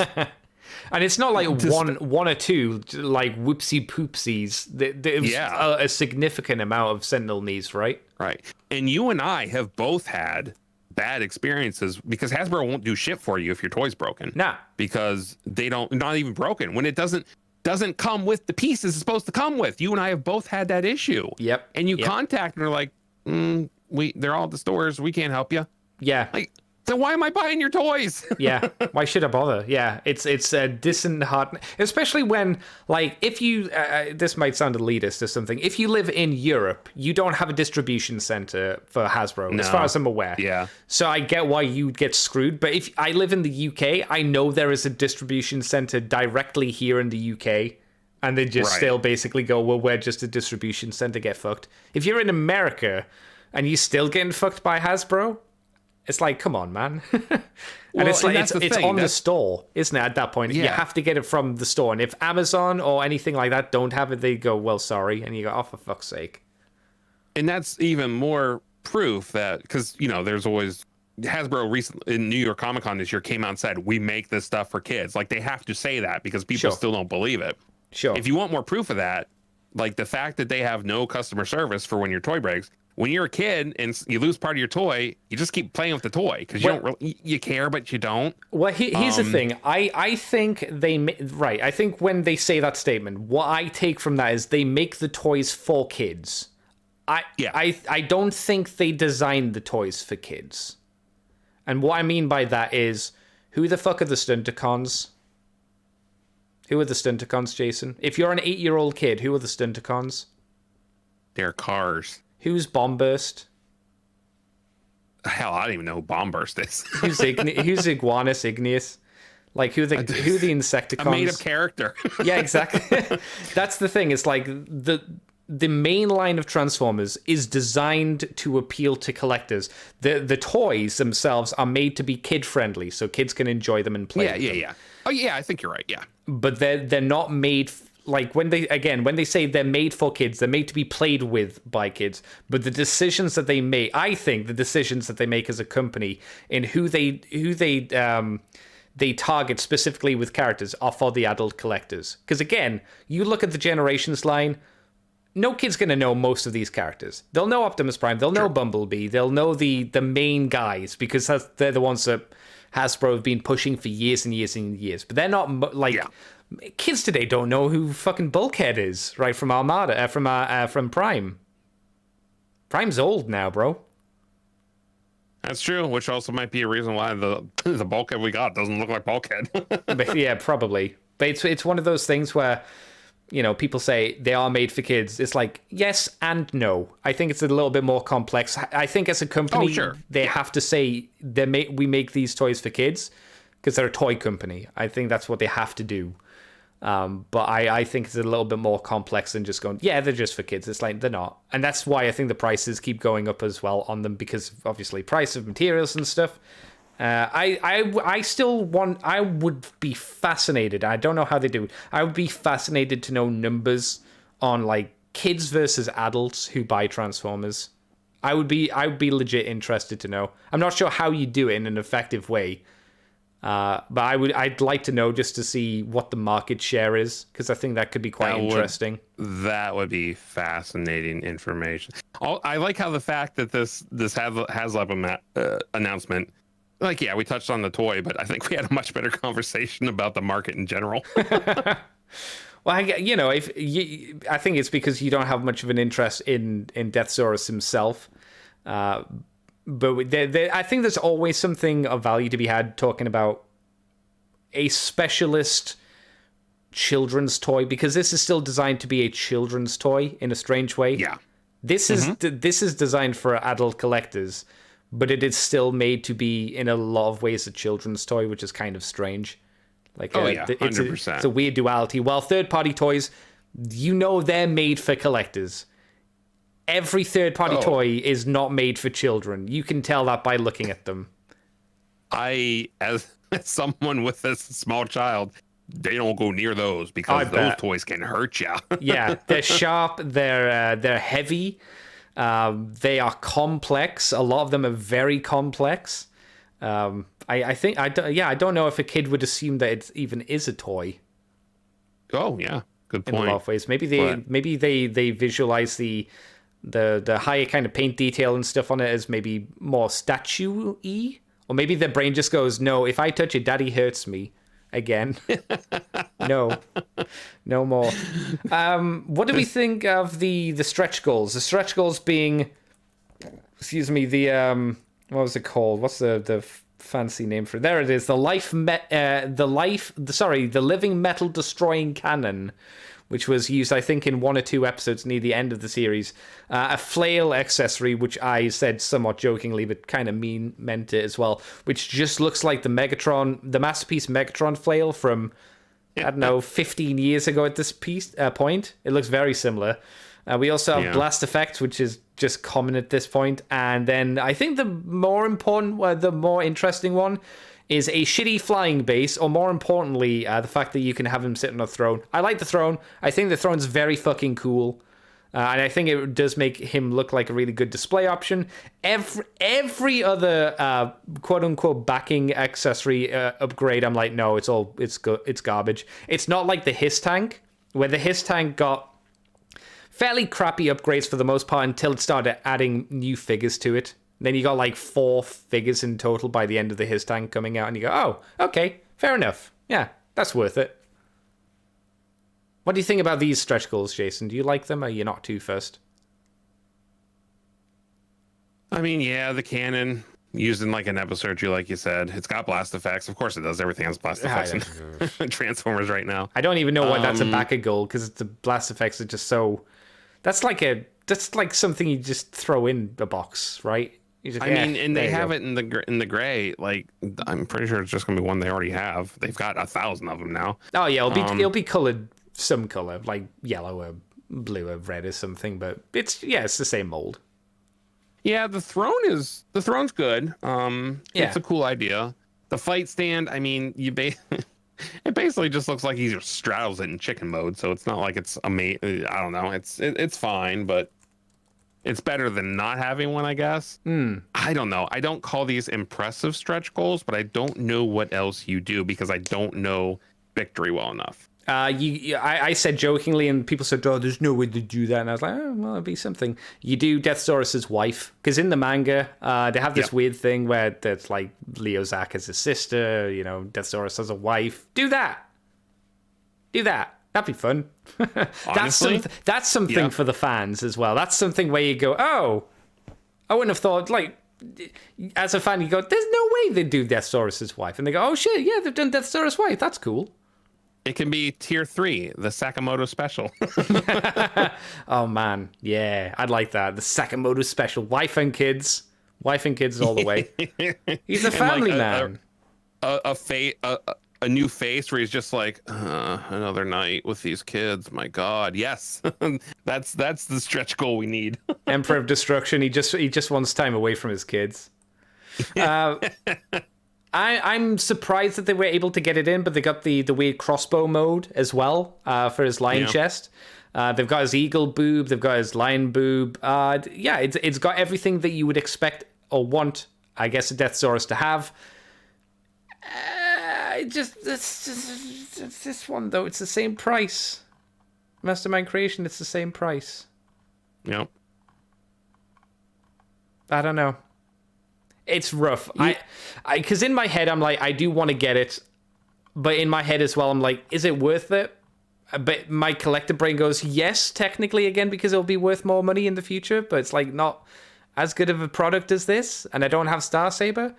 To be fair, I guess like I don't have like on Shozi, he's sold out. Like he's gone. Yeah. So it's not much of a justification to be like, yeah, I'll spend $180 just to get the Haslab version. That's a really good money move. You know what though? I could see a re-release of him with this out. Like, hey, Deathsarus is in the news. Re-release. I don't know. Because I've been seeing they've been doing a lot of re-releases lately. Not MMC in particular, but Power Baser I think is on pre-order again after Which one's Power how Baser? many freaking years? The Fans Hobby Power Master Prime. Is that the one you have? Yes. Oh, okay. All right, fair enough. Yeah, so they brought back Carnifex. Carnifex was on pre-order, had at least a second, if not a third release. That was Overlord. That was MMC's Overlord, yeah. Fans Hobby also did their version of Overlord for a re-release. That was a year ago, I think. So that's not super current. I think it depends on the company, right? Because I don't think, like, New Age don't seem to do re-releases generally. New Age seem to do, as we talked about before, just a weird, dirty repaints. That's their new thing. We got weird, dirty repaints of Bumblebee and Cliffjumper, and we got weird, dirty repaint of Starscream and weird, dirty repaint of now Prime and Megatron as well. Yeah. So that's how they do it. But MMC, I don't know. Yeah, if you go to Big Bad Toy Store, they actually have in stock the version 2 re-release of Power Baser. I say ew because you don't want to be a UK person and go through Big Bad Toy Store. Their shipping is unpleasant. Sorry for your European. It might be on like TF Source or other stuff too. So, but yeah, it's definitely, you can still get it if you want. If you really wanna. Yeah. Do you have anything else you want to say about good old Deathsarus? Yeah, his value to me lies solely in the repaint of him in a crossover that will 99.9% never happen. Yeah. Wow. Should I happen, know. though. I'd be all right with a Gigan repaint of this. Look, Hasbro, if you want my $180, it's going to have to be that way. You know, you get rid of his sword and his mace and you give him chainsaws. Watch MMC do it first. Well, you know, they have done weirder things because they did do that mold into Double Dealer, which didn't really work too well, but it was an interesting idea. Yeah, true. I don't think it worked, but yeah. Yeah, you strip away the boob gimmick, so you take that money away and you change that to chainsaws. I'd be down with that. That'd be fun. Yeah. I wonder if there's weird licensing thing that they need to be worried about from Bandai coming after them for doing something Godzilla-y related. I don't know. Well, I'll tell you right now, Toho does not like People using footage and reviews for Godzilla films on YouTube. So Oh, really? one of them probably would. Not even footage. Toho is terrible with copyright. Oh, no. Oh, yeah. I don't want to be judgmental, but maybe it's run by very old Japanese men, I assume. I mean, Japan is run by very old Japanese. Yeah, so yes, probably. that's true. No, you know, Hololive. Hololife's run by the very young, very attractive Yago. Yeah, Best girl Yago. And hey, Hololive doesn't suck. Imagine that. Poor Japan. Don't say that. You make it sound like you hate Japan. No, I love Japan. I just like it's been pointed out by almost every Loads Japan YouTuber I watch. It's that they basically drove the company or the country into recession because they refused to open it up. Yeah. Because they lose some votes because older people didn't want foreigners in their country anymore. Dirty, filthy foreigners. Yeah. It's fair. Yeah. Dirty, filthy Andy can't go there. Let's move on, Mr. Jason. Do you want to take the last two stories? Because they're kind of quickie ones to go through. Sure. All right, so we have announcement that TF Nation has another guest coming to its 2023 mini-con. This would be comic book artist Ed. Is it Pieri? Pieri. Yeah, Ed Pieri. Ed is a long-standing member of the Transformers UK fan and convention community and has provided numerous color assists over the years before making his official debut on cover art for Transformers issue 20, Rise of the Decepticons Swindle. Hey, if you're going to do a Swindle book is a good one to start with. Subsequently, he provided covers for the ongoing Transformers and Beast Wars books and interior artwork for Transformers issue 43 and the Fate of Cybertron special. So yeah, there you go. You have an announcement of an artist coming for Minicon 2023. Not sure. Do you know when that actually takes place? Wait, what's that? Sorry. The Minicon 2023. Next year, obviously. Oh, it says on the image 25th of March. Hey, look at that. You blow up the image and it's right there. Yeah. I don't know why it's not in the story, but yeah, that is. Oh yeah. Come on, let's get it going here, writers. And finally, we have an announcement. Oh, look, it's a TFCon announcement in America. Of course, Andy makes me do those because he always makes me do it because he's very biased.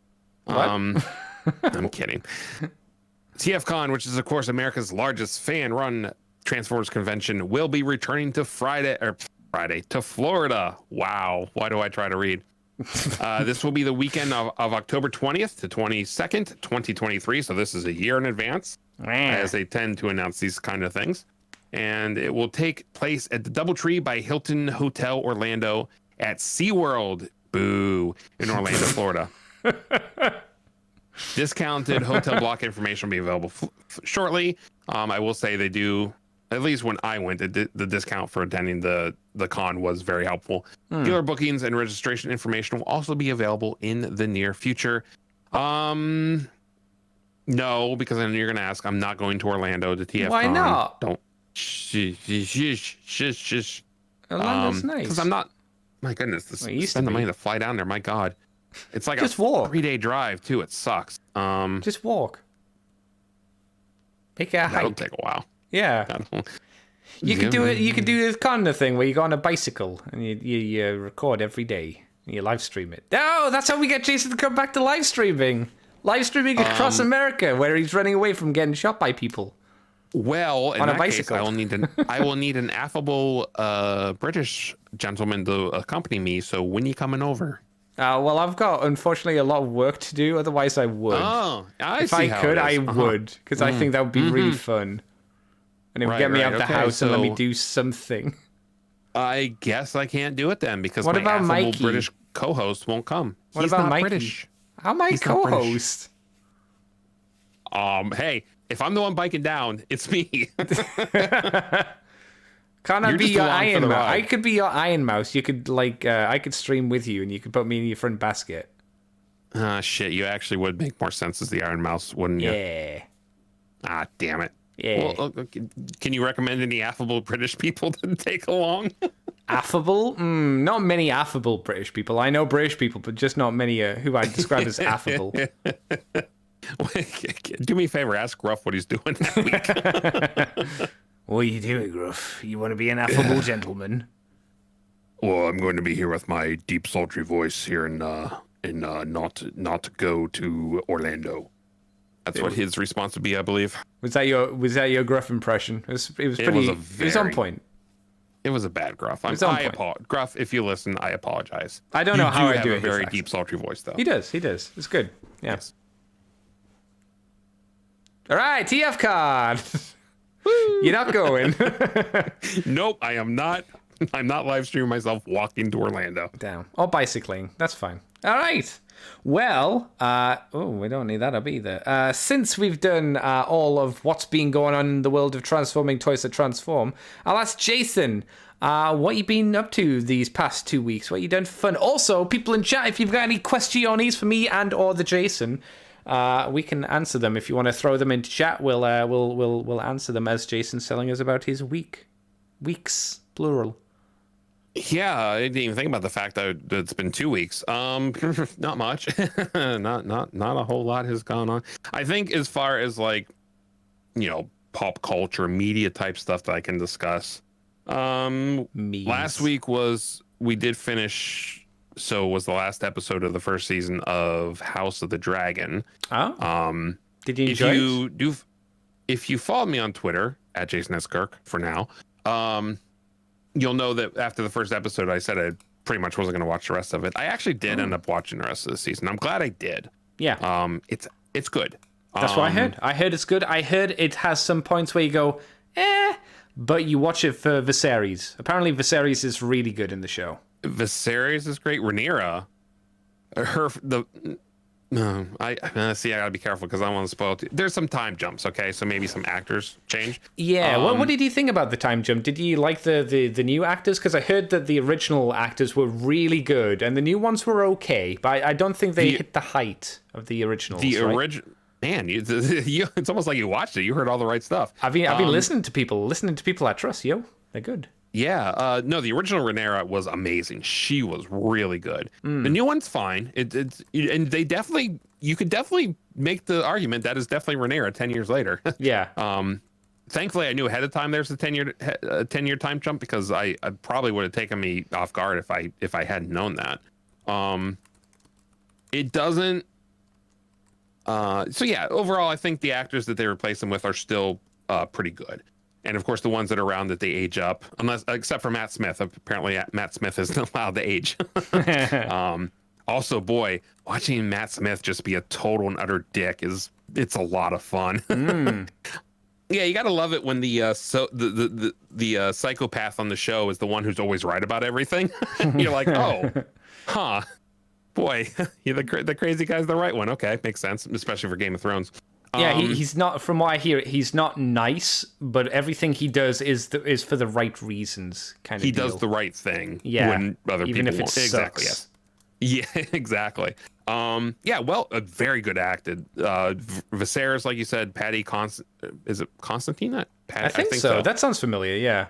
Amazing job is him. Even later in the show when he's not in the best of health, just so good. Yeah, the acting's great. The story's good. I will say, like, I think it's the episode right before the time jump. Like, it's an episode where nothing happens, but it still sets up a ton of stuff, which is crazy because it's just very weird because the episode takes place over like the course of like 2 hours of the entire day and nothing happens, but it still sets up a lot, which is a really weird thing to see. I can't remember, like, it's been so long and I'm not going to go back and revisit because the end is so bad, but basically my review of it is take whatever you think. It probably doesn't equal the best season of Game of Thrones, which is probably something like, I'm assuming like season 3 or 4 are probably the best. 5 was okay, but it was getting to the end where you could tell they were starting to lose their way a little bit. Yeah. Whatever that best season is, it's right there with like whatever would have been right below it. Like season 1's really good because you learn is good because you find out, oh, anyone can die. Didn't know that. Things like that. And the thing I like about House of the Dragon is it doesn't depend on that so much. There isn't a lot of, oh, well, this person just died randomly. They actually keep a lot of the actors alive a lot longer than you would have thought they would have. Viserys himself actually gets kind of a fake out death at one point too. There is still some gratuitous stuff in it where I'm just like, I just don't need this. But that's just because I'm an old man who doesn't need to have my stomach churned by TV shows. But oh, you mean gore wise? I thought you meant like boob wise. Oh no, that's always fine. Okay. So yeah, I'm kind of the other way around. I'm like, I don't need to see the boob. I'll watch porn for that. Give me the blood. I'm good with that because it's meant to be kind of like horrific in that time period. I mean, yeah, sure. Yeah, it's really not. It was way more overwrought in Game of Thrones, so I think it actually has that advantage over it, where they don't go for the gratuitous stuff as much. Yeah. But boy, when they do it, they're doing it. So yeah, it's like a lot of people. The end of Game of Thrones just ruined an entire show. Oh man, for me, for the most part. I mean, it was going downhill before that, but yeah, the nail in the coffin that last season. Jesus Christ. Yep. Yeah. So, but no, House of the Dragon is really good, and of course, it's all different. I guess some people still assume it's the same people involved with this, which it's not. No, DB Wise and Benioff are gone. They're never touching Game of Thrones again, as far as I would imagine. Yeah, I mean, it's still George R.R. Martin, obviously, but I think I heard that even he said some of the stuff they did in the TV show was much better than what he wrote in the book, because the actors added much more to the things presented, which I thought was an interesting thing for a writer to say. Be like, oh no, you're actually doing better than what I wrote. A lot of people would be like, yeah, my thing was better. Yeah, so that's nice. Yeah, I do remember him saying that as well. But again, the books these are based on are all done too, so we don't have to worry about that. Oh, and God, I also, know, right? I guess that the books themselves they don't actually tell a narrative like the show is. The books are like the accounts of four different maesters' accounts of what happened between when the war is coming. Yeah, they're all unreliable narrators. Right. There. And the fact that they're able to take that and turn it into a show, that to me is probably the most impressive thing, because they're really doing a great job taking that. Now, maybe it's easier when you have 4 different stories you can kind of pull from to take the best bits of, but although, to be fair, I think I almost would love to see a show. It'd be confusing as hell, I'm sure, but a show where like there's 4 unreliable narratives going on, it probably wouldn't work, but it would be interesting to see someone try it. What you want is Game of Thrones Unusual Suspects. Yeah, oh my God. That's an interesting idea, yeah. Yeah, so, but yeah, that was that's now, I don't have anything to watch tonight because it's not going to be back on until 2024. They're going to take their time with season 2, which is fine. And yeah, everyone, look, yes, I know the dragons are CGI. I don't care. It's not bad graphics though, for them. Yeah, they look pretty nice. Nobody's going to build 8 different real dragons for a TV show. That's never going to happen. So get over it if it doesn't look perfect at all times. However, I will say the end of episode 10, there's some good stuff there. CGI or not, it's some good stuff. And I swear to God, the first person to say, but they shot it in the rain. Yeah, they did it for the atmosphere, not because of not to cut back on the graphics.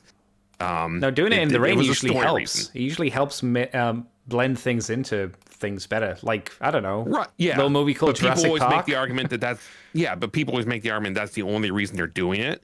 In this case, that's not it. It fits the mood of what's happening 100%. Yeah. There's more of a reason than just, like you say, graphics. Yeah. So, hey, I don't know if maybe you want... Well, see, I wouldn't even say wait until the season 2 and start. It's going to be 2 years. So you might as well just...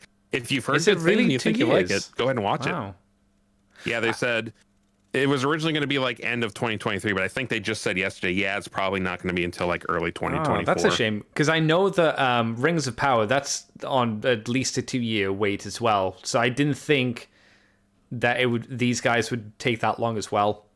But then Rings of Power is just a fucking clusterfuck of a show. There's something I haven't heard anything good about that. Yeah. Well, that's because there are a lot of racist people who watch that show, apparently. Oh, of course. I forgot I'm racist because I don't want to watch it. Okay, exactly. Sure. Yeah. Oof. But yeah. So that's really the only big piece of nothing else really has been going on.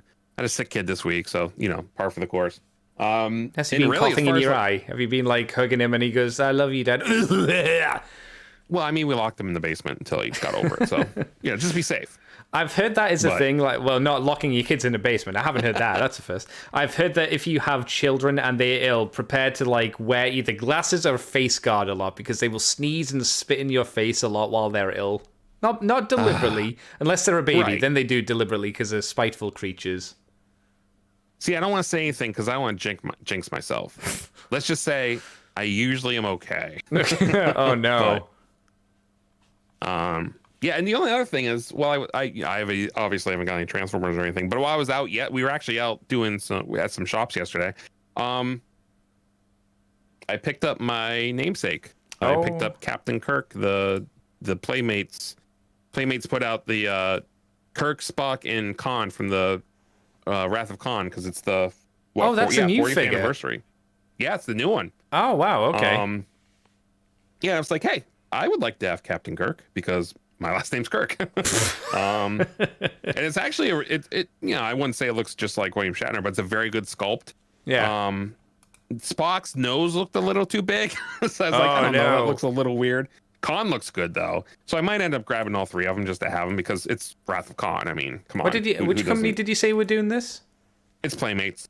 Oh, okay. Did you see the Super 7 released the preview images for 4 of their figures? Yeah, those look good too, actually. Yeah, what do you think of them? Because we got you got a Riker, you got a Locutus, which is weird. Why not do Picard? Got a Data and a Guinan. What did you think? Data looks really good. He does, yeah. I think they got the face sculpt for him really good too. Data's the one. If I'm gonna get one, it's probably gonna be Data. Riker, I'd get Riker, but I don't think the smirk face doesn't look right. They didn't get the smirk face right. Yeah. There's maybe it's just because they're CG renders rather than the actual figure. Maybe it'll look better once the real thing exists, or it'll look worse. I believe it because I think when I saw Kirk in person, I thought he looked better than pictures on the website. So I don't even know if it might still be renders that they have on the website for him. So that could be it. The only problem is I would have to order it online because I don't. So unless a retailer has actual pictures of the figure itself, which maybe they will. I mean, you could just wait for like reviews to come out, I suppose, as well, and look on YouTube, right? And you get an idea. Yeah, MGO will 100% get them because it's next generation and Super 7, so I can wait for his stuff. But yeah, Data I think is spot on. Pardon the pun. Oh no, I just realized no. I know. I'm sorry. Again, Riker, if the smirk face is right, I'll 100% get it. And then I want a little chair that he can like put his leg over as he's mid sitting down. That's how I'll display him. Why was that never an action feature for a kid's 90s figure? You flick a switch on his back and his leg just kind of it does like a knee up kind of effect for you to then put him on the chair. Exactly. And I actually had when Playmates did the toys way back in like, what was it, the 90s or something? I actually had a lot of those too. I had a couple of them, not many. I had a couple of you remember the Micro Machine play sets? Yeah. I had a few of them. I think the most Star Trek stuff I had was the Micro Machine replica vehicles, which were like Micro Machine scale, but they were all the ships. They were really cool. Yep. I loved them. Yep.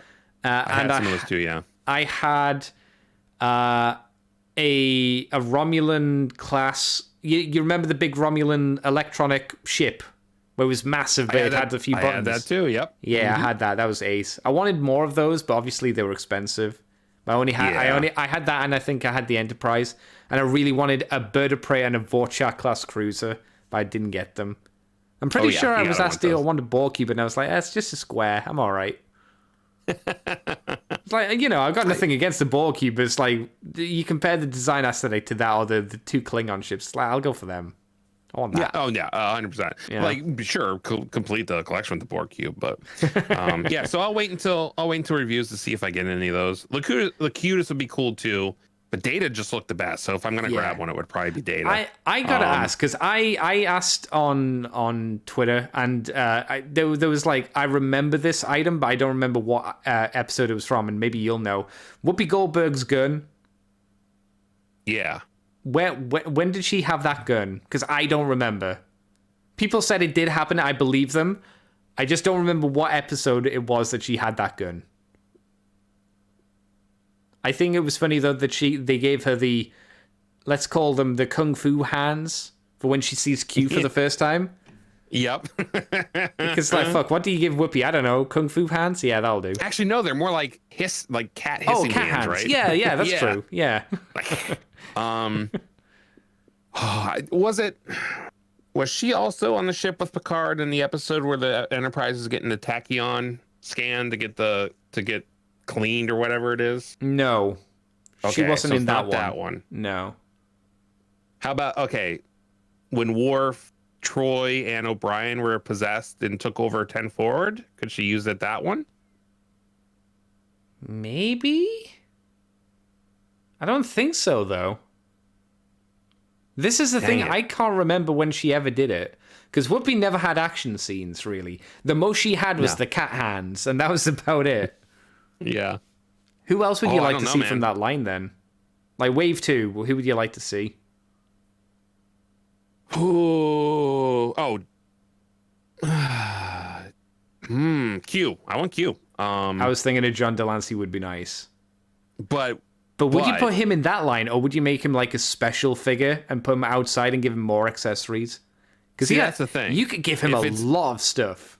If he's outside, then it's just him with the throne chair that comes out of the dark. Oh, I thought you meant Q in the uniform, in just Starfleet uniform. What? But Q in the judge's uniform would be really neat as well.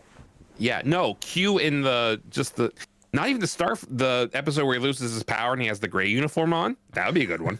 I hate that outfit, but yeah, that'd be all right. Oh, that's the point. You put him in the shitty outfit, or Q naked, because that happened too. That's true. That's the Comic-Con one. That's the one you give for like a convention exclusive naked Delancey. Honestly, you have to do Geordi so you can have Data and Geordi. How long do you think you wait until you put in like Deanna or Beverly in? Because I think you got to get one of the ladies in. You can't wait too long. So if I had to guess, Wave 2 would be Geordi. Yeah. It would be Barkley, because that's exactly what Super 7 would do. That's cool. It would be. You could give him the spider face. Yep. Oh, that'd be great. It would be. Oh, they probably fucking do Wesley, wouldn't they? Ew. Maybe not. Maybe not in Wave 2. And then they would do the Admiral that gets blown up because he's got the worms in him at the end of season. No, 1. I'd like, that'd be quite fun. He wasn't an admiral though; he was just a commander, I think. I tell you who I'd like more. I'd like the admiral from that episode who goes, who kicks Riker through the table. Yep. And it's clearly the stuntman. I want that guy. No, he's the one I was thinking of. I'm sorry. Yeah, you're right. Yeah, that's the one I was thinking of. Yeah. That admiral, you want that guy just because he was dumb. Yep.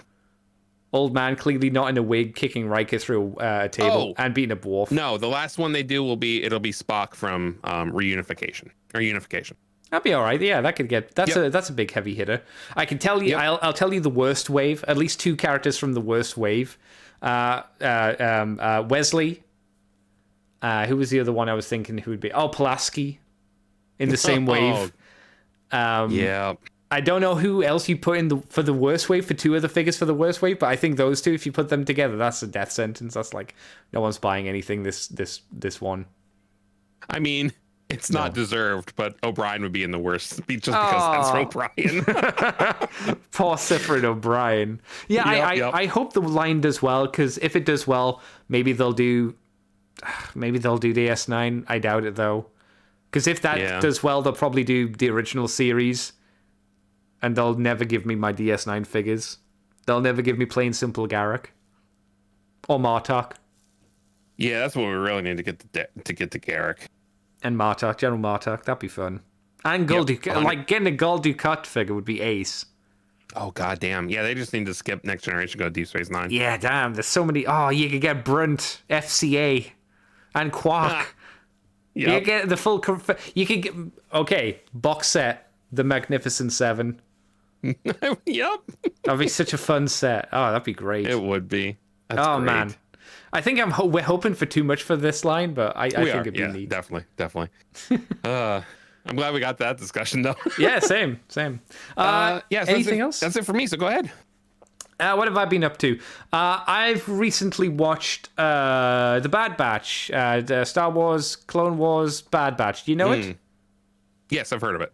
Yeah, I decided to watch it because I was like, I remember enjoying the Clone Wars cartoon series, a CGI series when it was on TV. I'll give it a watch. It's okay. Obviously, the graphics are a lot better because it's a lot newer than when it originally came out. It has a few writing hiccups here and there. Like a really good one is Cad Bane throws a grenade. Someone throws the grenade, and someone blocks it with a metal briefcase. And I'm like, you should probably have that metal for everybody's armor. It's just a briefcase. The briefcase only has a small bit of like scorch damage. Also, Star Wars is a really tiny universe. It's a tiny galaxy because every motherfucker always fucking turns up. Cad Bane's in it. The Asian lady from the Boba Fett show's in it. I think there were probably some other referenced characters in there. Who else was in there? Who was like, oh, for fuck's sake, really? This guy's here as well? There's quite a lot of times where you're like, the galaxy has to be bigger than this. The amount of times they run into like, even like their antagonist characters is just way too. Oh, Saul Guerrera. Saul Guerrera's in it. I'm like, you keep pushing Saul Guerrera like he's a thing that anybody should give a fuck about. Get out of here. Yep. Fucking Saul Guerrera. So that happens quite a few times. Generally, though, the pace isn't too bad for the most part. Like, after the midway point, there are a good few episodes where you're like, oh, this isn't really doing anything. This just feels... There's a two-parter in there which kind of shows Hera from Rebels off. I'm like, why are we here? Is this not just like a Rebels flashback episode to show, like, Hera's, like, childhood? It's like, nope, it's a two-parter in this series, too. What's it add? Nothing, really. Just another mission. It's like, okay. All right. But generally, you know, especially since most of the Star Wars stuff, I'd say, is pretty garbage. I was like, no, this is okay. This is fine. Not amazing. Not going to shit my pants about it, but it's like, okay, yeah. I always thought the Star Wars Clone Wars series was at its strongest when it wasn't focusing on Jedi and it was focusing on the clone troopers, which is way more interesting. And also, apparently Andor is really, really good, but no one's watching it. Oh, see, I heard that Andor is so bland, which is why no one's talking about it. Because the people who would like talk about shows that are really bad, they've got nothing to work with, so they don't talk about it. And it's not super good. That those people who might say that it's good don't have anything good to say about it because it's just there. Yeah, I don't know. I might check out a couple episodes and see, but I've heard good things. But yeah, and I didn't have interest because it's, you know, I hated Rogue One because of all the stupid fan service in it, and apparently there's none in Andor, which is weird. See, I'd argue that the fan service is the only thing that really makes Andor worth watching. Like when I talk about Rogue One, the only thing I remember is Darth Vader killing people at the end. I don't remember anything else. Darth Vader punning while killing people. That's true. The puns. That's true. But that was it. I don't remember anything else about that film. Yeah. Fuck that movie. It's better than Solo. Not that that's a big bar. I never saw Solo, so fuck that movie. Yeah. Oof. Oof, yeah. So I did that. What else did I do? I've been rewatching Avengers Earth's Mightiest Heroes Season 2 because I'm obviously waiting for Animu to build more episodes up because I blow through them obviously very quickly doing 2 episodes a night. Have you seen Earth's Mightiest Heroes, Jason? Yeah, and I feel very bad about the fact you're about to run into the part where the show gets really, really bad. Yeah. It's still good at the moment. Whereabouts where am I? Is Hulk still in it? Because that's when it shits the bed. No, Hulk's gone. There's some okay episodes in there. Once they randomly just forget Hulk exists. They literally forget Hulk exists. The Skrull Steve Rogers goes, "Oh, just go with him." And then once the Skrull situation's done, no one's like, "Hey, the Hulk, no." Yeah. All right. Okay. So that show, the season 1 is amazing. Yeah. Season 2 starts out really good, and then it ends as one of the worst cartoons I've ever fucking seen at the end. So it's not one of the. If you said one of the most disappointing, I would agree. One of the worst. No. Okay. I'll switch to that. I'll go with disappointing. Yeah, because it starts off really strong. I would agree with that, yeah. and then Jeff Loeb goes, "We're done. Wrap it up. Wrap it up." Yeah.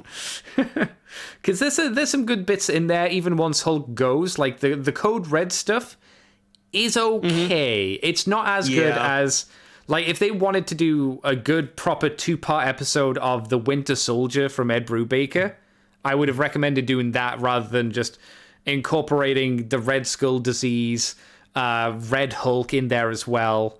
And all that kind of stuff. If you just did the Winter, because the Winter Soldier comic was really interesting from Ed Brubaker. Oh, hell yeah. I like that a lot.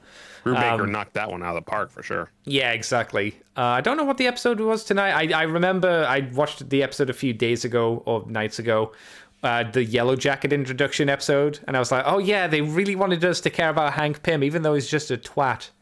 Yep. It's like, I'm like mean. You didn't like me before because I was a pussy, but now I'm hardcore. Now you like me, guys, right? No, you're still a bitch. Get out of here.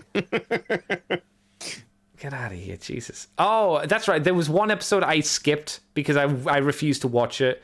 It was the Emperor Stark episode where the Purple Man takes over the planet.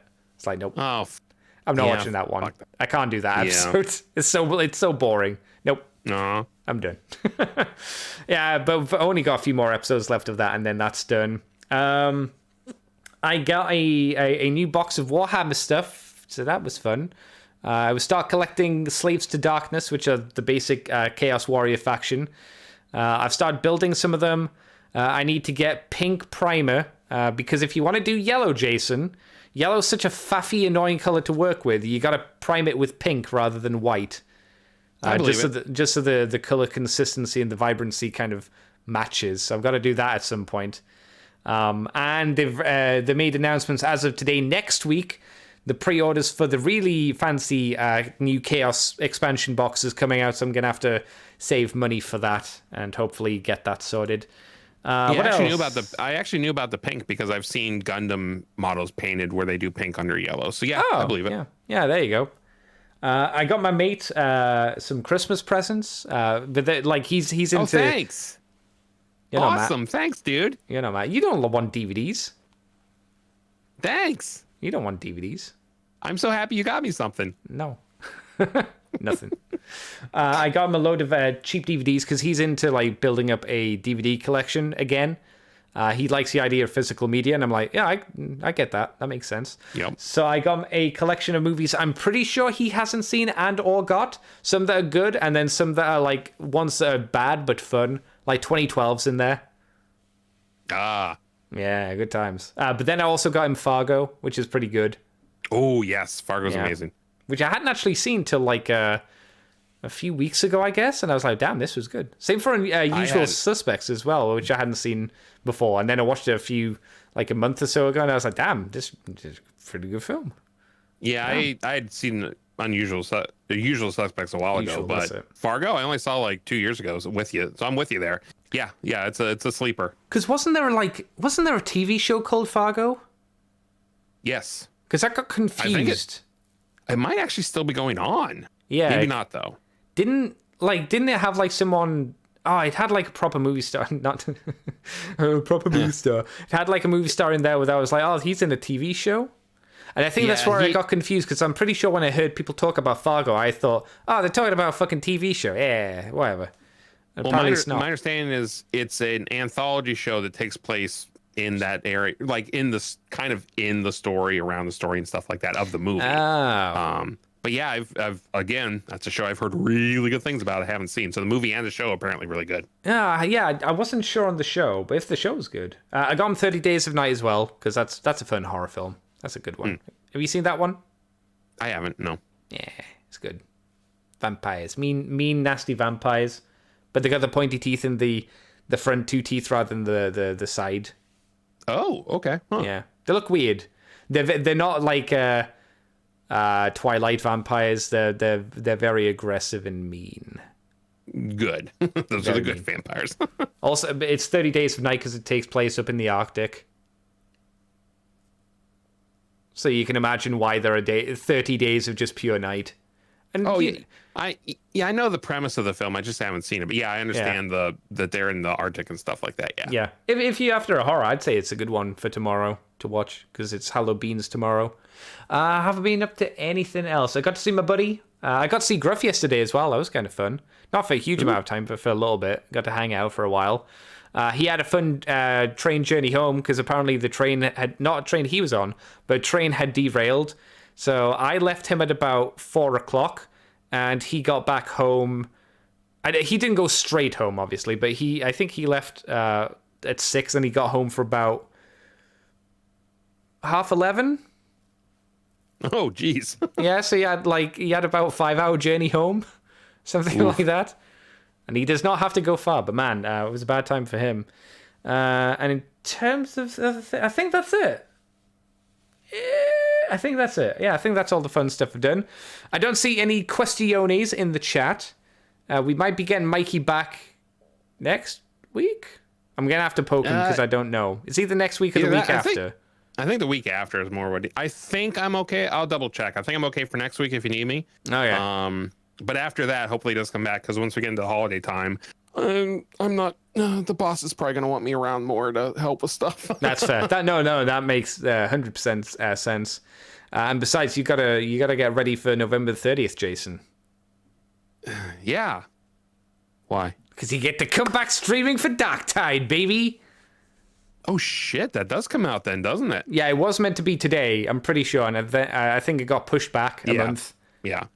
Well then, might have to make some plans around that, huh? Woo! Woo! Hopefully. But yeah, thanks everybody for coming on by. Jason, where can people find you on the internet if you want them to?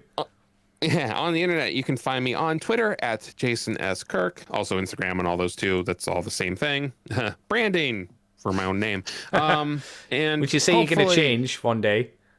I will eventually, yes, because it's not going to be impossible to hide it. Might as well not make it too easy for people to know who the hell I am. And yeah, also on Twitch. Hopefully, with Dark Tide coming out, it might be maybe.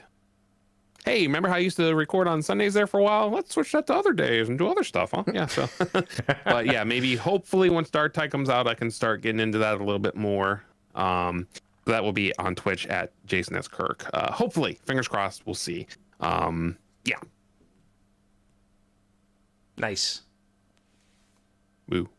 Okay, well, you can find me on Twitter, Twitch, and YouTube as Decayed Andy, as in a rotten heap of a corpse, not a decade.